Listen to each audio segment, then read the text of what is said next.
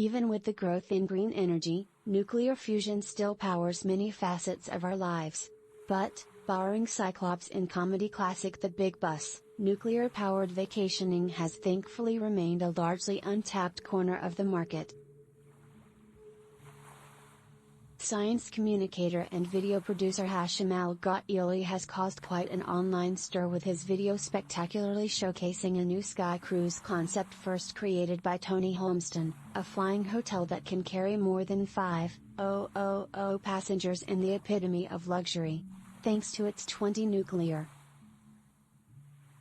doesn't need to land, instead endlessly cruising above the cloudline offering spectacular sunrises and sunsets, glorious night skies and the promise of the aurora borealis up close and more extraordinary than ever.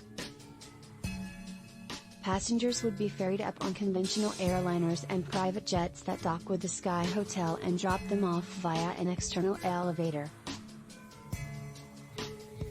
Once on board they would enjoy luxurious living with a 360-degree viewing deck at the tail and a huge concourse with shopping malls, state-of-the-art medical facility and all the usual trappings of a cruise ship at sea in the main body of the plane.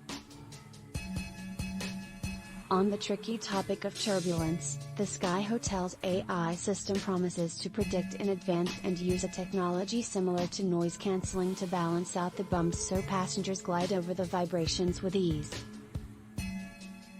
Particularly handy if you're taking a dip in the onboard swimming pool at the time.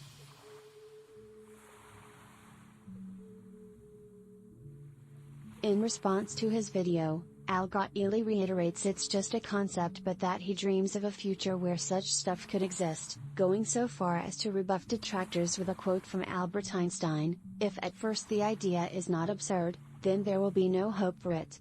But he also believes in th. The UK is working on a small modular nuclear reactor, SMR, that's expected to join the grid in 2029, and the US is investing heavily in commercial nuclear fusion research. With just a few tweaks to the design, nuclear fusion and proper aerodynamics, the Sky Cruise could someday take off and carry thousands of passengers above the clouds. Reaction has been mixed with some pointing in particular to the cost of such a project, likely to be reflected in ticket prices.